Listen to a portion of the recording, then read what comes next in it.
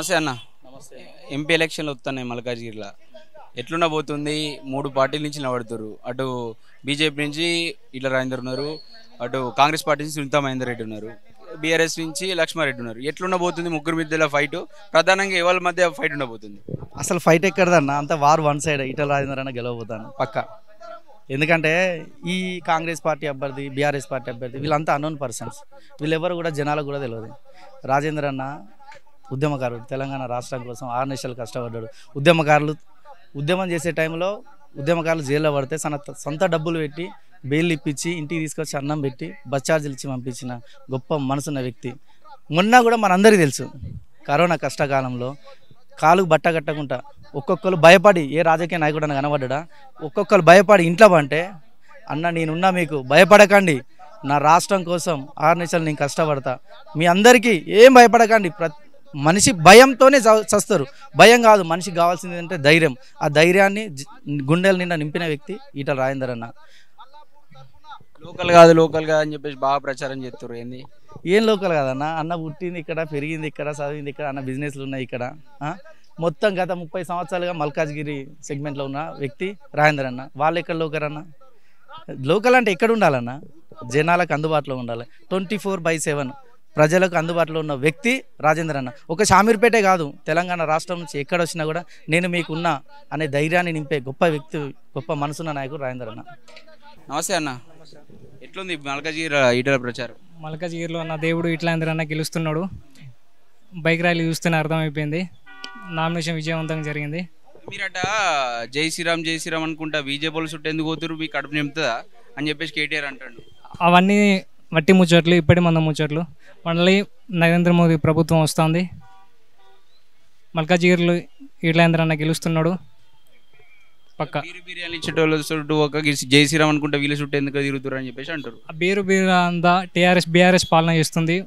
మనం బీజేపీ ప్రభుత్వం అలాంటివి చేయదు. జై శ్రీరామ్ అంటే మీ కడుపు నిండుతుందా మరి? అది హిందుత్వం మనది కాబట్టి అట్లా అంటున్నాం. అన్న, ఎట్లుంది మల్కాజ్గిరిలో ఎంపీ ఎలక్షన్లు వస్తున్నాయి, ఎవరు గెలుతుర్రు, ఏంది కథ? మొత్తం రసవత్తంగా జరుగుతుంది. ఎవరికి పోటీ, ఎవరు గెలిచినట్టుర్రు? పోటీ అనేది ఎవరికి లేదన్న.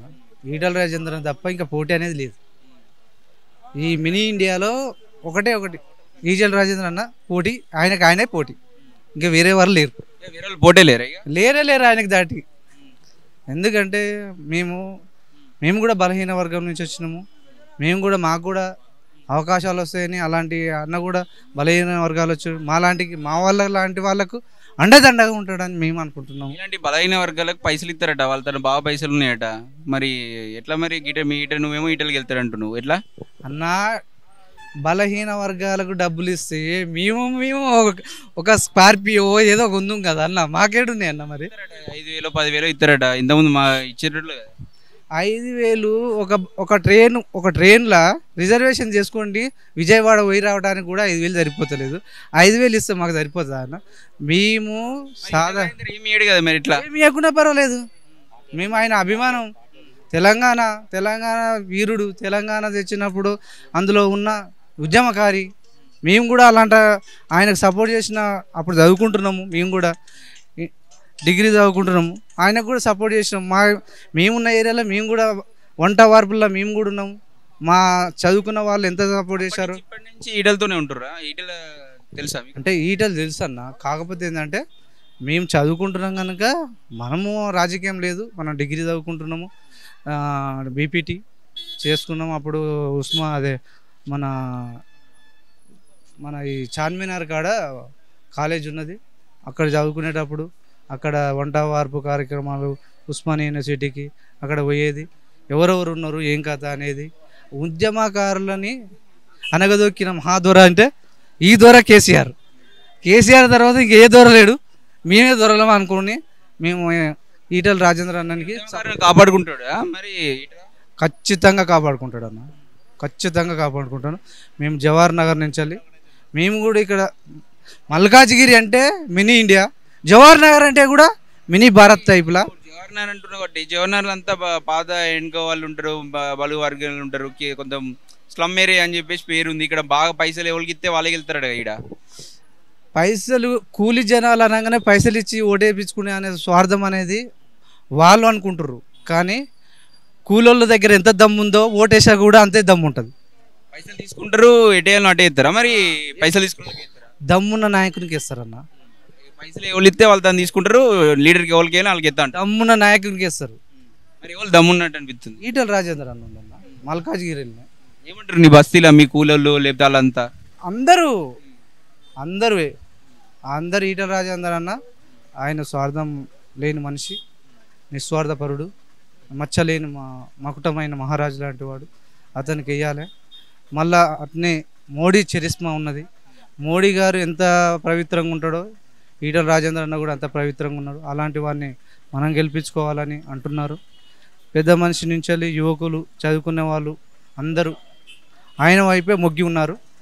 ఈసారి మరి భారీ మెజారిటీతో ఈటల రాజేందర్ అన్న గెలవడం ఖాయం. ఎంపీగా సెంట్రల్కి పోవడం ఖాయం. మేమైతే ధీమాగా వ్యక్తం చేస్తున్నాం. మీ జవహర్నగర్ నుంచి ఇప్పుడు మల్కాజ్గిరిలో ఎట్లుంది? ఈడ మొత్తం స్లమ్ ఏరియా, జనాలు అటు ఇటు ఉంటారు. ఎవరికి వేద్దాం అనుకుంటారు మీ అంతా? రాజేంద్రకి వేద్దాం అనుకుంటాం ఒకటి ఈసారి. ఈటల రాజేంద్రకి వేద్దాం అనుకుంటాం. ఆయన గెలిపిద్దాం అనుకుంటాం ఈసారి. మంచిగా ఉంది, ఆయన ప్రవర్తన బాగానే ఉంది.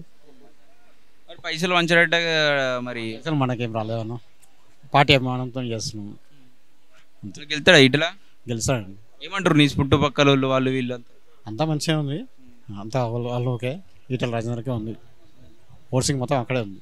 చుట్టాలు కూడా అంతా రిలేషన్స్ వేద్దామంటారా? మరి వేద్దామంటారు. వీళ్ళ వాళ్ళు మరి ఏంది మరి పరిస్థితి? ఇక అభిమానం ఉన్న వాళ్ళు వేసుకోవచ్చు. ఒకళ్ళు పైసలు ఇచ్చినా కూడా పైసలు తీసుకొని ఈటలకి ఎత్తారంటారా? ఇక అది కామన్ గా తీసుకుంటారు కదా, పైసలు తీసుకుని కంపల్సరీ వేస్తాడు. పైసలు తీసుకుని ఇద్దరు కుదురే అంటావా? ముద్దుడు ఏ గుర్తు గుర్తారు మళ్ళీ? కమలంకి ఇట్లా పైసలు తీసుకుంటారు. వచ్చిన పెట్రోల్ ఖర్చు అవి ఉంటాయి కదా, పబ్లిక్ ఛాయ్ తాగడానికి దీనికి అవి ఉంటాయి. ఆ ఖర్చుల గురించి చేసుకుంటారు.